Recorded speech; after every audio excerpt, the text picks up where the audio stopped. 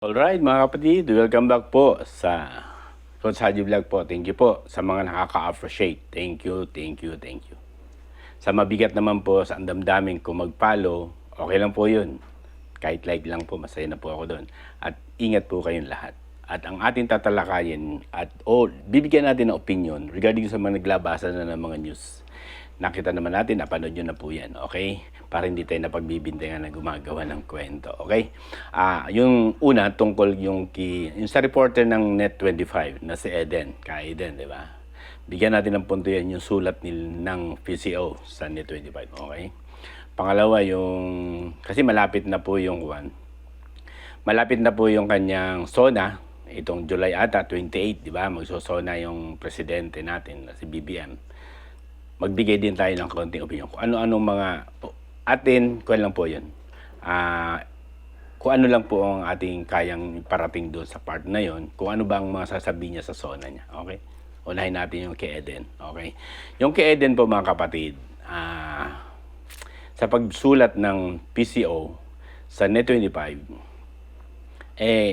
reaction ko lang po ha. Ito'y bahagi lang ng reaksyon natin, opinion ko lang po yun. Hindi po ito nagre-represent sa Net25. Yung opinion ko yun po dyan, takasang paglabag po yan. Bahagi ng freedom of speech, di ba? Dahil doon sa nangyari nga daw sa ambush interview doon kay BBM. Tingin ko po at opinion ko, hindi masamang ma-ambush interview ang ating BBM. Regarding doon sa usapin na yon. Unang-una, bakit nga ba nagsulat, di ba? Ang PCO regarding do sa ambush interview. Malaya po tayo makapag-interview o ano pa man. Walang nilalabag ang isang Eden na reporter ng Net25. Bakit kailangan nyo, di ba? Ang akin lang po, ito mga kapatid ha, hinay-hinay po kayo sa isang party na ganun. Kasi lumalabas po, para bang sinusupil nyo po ang karapatan na isang mamamayan na alamin kung ano man ang pwedeng isagot ng ating Pangulo. Siguro napapansin ko, napuna ko sa isang party na yon, baka hindi po siya nakapaghanda. Diba? Kasi karamihan kadalasan, yung mga bagay na sinasabi niya sa mga bagay na to, diba? Sinasaulo. Yung pag-ambush interview ba, bakit? Baka hindi niya alam ang sagot. Diba?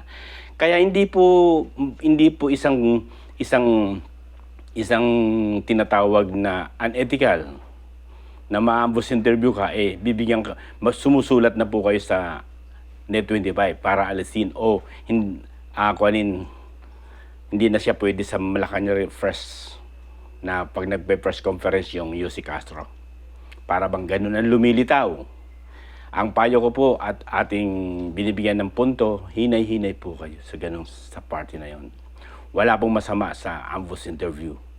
Ang hindi lang siguro nagustuhan nyo dahil baka hindi alam sagutin ng Pangulo yung tanong ni Eden. Di ba? Kaya nagkaroon kayo ng ganyang inisyatiba na sumulat sa Net25 na alisin wag nang kuwan sa Malacanang fresh conference o fresh group ng mga mamamahayag sa Malacanang. Siguro dahil sa unang-una may takot kayo doon sa part na yun ng mga tanong na yon. Dahil hindi nakapaghanda, hindi alam isagot o hindi alam sagutin yung mga tanong ni Eden na Net25 reporter. Kaya gumawa kayo ng sulat, di ba? Hinay-hinay po kayo sa mga ganong parte. Dahil unang-una, paglabag po yan. Paglabag yan sa freedom of speech. At sino po kayo, di ba? Hindi po kayo ang may-ari ng Net25, di ba? Para deklara nyo yung ganyan. Bagamat hindi masamang mag-request sa isang party na yun, pero nakita natin na para bang pagsupil, di ba? Pagsupil sa mamamahayag o pagsupil sa karapatan ng Net25 na kung sino ang gusto niya ipadala doon. Hindi po kayo may-ari ng Net25, di ba? Kaya ang payo ko po, dahan-dahan po kayo, di ba? Wala po kayong karapatan na utusan o manduhan ang Net25 sa isang parte kung sino ang gusto nilang ilagay doon. Unang-una, mahirap magpalit. Dahil siyempre siya yung base doon sa nakita natin, isa siya sa pinakamagaling na reporter ng Net25. Tapos sasabihin nyo, papalitan nyo, hindi na pwede si Ka Eden. Hindi ganun po yun. Hindi karaka-raka na pwede magpalit o magtanggal. Ang napapansin ko lang dito, nananalay tayo sa dugo nyo. Diba? Nananalay tayo sa dugo nyo yung pagiging diktador sa bawat gusto nyong mangyari. Yun ang napansin ko. Opinion ko po yun, ha. Hindi po ito nagre-represent sa Net25. Opinion ko lang po. Gusto nyo supilin, eh. Gusto nyong limitahin. Dahil mahusay yung Eden, eh. Mahusay magtanong, hirap na hirap sumagot yung si Claire Castro, siguro ganun, nagiging balakid sa inyo. Kaya nawa, sa amin o sa aming mamayan na nakapapansin, mahusay si Ka Eden. Gandangan nga lang, yung mga bagay na ganyan na inisyatiba nyo, lumalabag po kayo sa freedom of speech. Dahil unang-una, wala pong paglabag yung maambos interview si BBM doon sa part na yon. Ang napansin ko lang doon, kaya siguro, naggawa kayo ng ganyang inisyatiba kasi nga hindi handa na sumagot. Kasi kadalasan, karamihan, sinasaulo niya lang yung mga sagot. Kaya napakahusay niyan, eh. Napakahusay sumagot. Bakit? Pinag-aralan, pinaghandaan. Kaya yung ambush interview regarding sa kanya, kaya siguro gumawa kayo ng inisyatiba kasi hindi niya alam isasagot. Hindi siya handa. Hindi niya napag-aralan. Anong klase, 'di ba? Anong klase, 'di ba? Huwag niyong kuanin. Huwag niyong, ang tingin ko kasi dito, dinidiktahan niyo, eh. 'Di ba? Naalisin. Sino kayo? Kahit nasabihin niyo kayo pa ang namumuno dito sa bansang Pilipinas o ikaw ang kasi ang nagsulat lang naman yung PCO, 'di ba? Sa pangunguna ng PCO Secretary at kanya. Pero alam naman natin na batid ng Pangulo yung bagay na hakbang nyo. 'Di ba? Kaya hindi natin pwedeng alisin na wala siyang alam regarding doon sa inisyatiba nyo para sumulat sa Net25. Huwag ganon. Huwag ganon. Kasi lumalabas na, 'di ba? Gusto nyong diktahan, 'di ba? Gusto nyong diktahan yung isang pribado o pag-aari ng Net25 o ng INC, isang party na yan. Huwag nyong didiktahan po yan. Dahil wala po kayong karapatan. Bagamat, kayo namumuno rito, pero hinay-hinay po sa mga ganung hakbang. Kasi sabi nga ni Senador Marcoleta, Kadante, maghahalo ang balat si tinalupan pag mga ganyang sistema niyo, di ba? Huwag ganun. Huwag niyong ipakita yung tinatawag na mapanupil tungkol sa malayang pamamahayag. Malayang magtanong, malayang ibigay yung kanyang tanong o kanyang inisyatiba para sa ikagaganda ng ating bayan. Hindi yung kumo, di ba? Nakikita nyo na napakatalas magtanong, eliminate nyo na. Huwag ganun po. Sagutin nyo yung mga bagay na dapat sagutin. Bakit? Kayo namumuno. Karapatan ng tanungin kayo kung ano na mga development o ano pa mga project nyo, di ba? Kaya sana, huwag maging balat sibuyas. Dahil kayo ang namumuno sa ating bayan, tanggapin nyo yung mga bagay na tanong kung ano man yun at walang masama doon. Bakit? Kung ayaw nyong matanong, huwag na kayong manungkulan. Kung ayaw nyong ma-ambush interview, magkulong na lang po kayo sa Malacanang. Huwag kayong labas ng labas. Labas kayo ng labas, ayaw nyo naman kayo ma-ambush interview. Diba? Anong klase yan? Diba? Kung ayaw nyo ma-ambush interview, dyan na lang sa loob. Huwag kayong labas ng labas. Huwag kayo magpakita sa taong bayan. Kung muna ambush interview, mag-inisyatiba ka para tanggalin yung isang reporter sa isang party na nagtanong lang. Anong klaseng pamamahala yan, di ba? Anong klaseng pamumuno? Dapat nga matuwa ka. Bakit tinatanong ka sa isang party para maipaabot mo sa sambayan ng Pilipino kung ano man yung mga plano at mga proyekto na nagagawa mo. Hindi yung, di ba?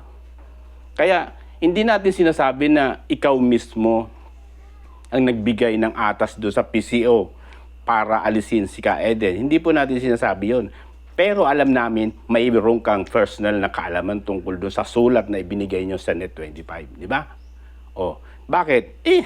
Bago ilabas yan ng PCO, na Claire Castro, yung namumuno, sekretary ng PCO, alam namin na alam mo. Huwag ganun, di ba? Dahil hindi lang naman isang beses dumaan yung sistema ng tinatawag na dictatorship.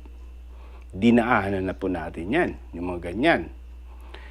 Strong man, di ba? Pero hindi nagpatinag sa isang parte na yan. Magunos dili, mag-isip-isip sa mga utos, mag-isip-isip sa mga ginagawang pagbibigay ng request. Dahil unang-una, wala po kayong karapatan doon sa isang parte na yon. Bakit?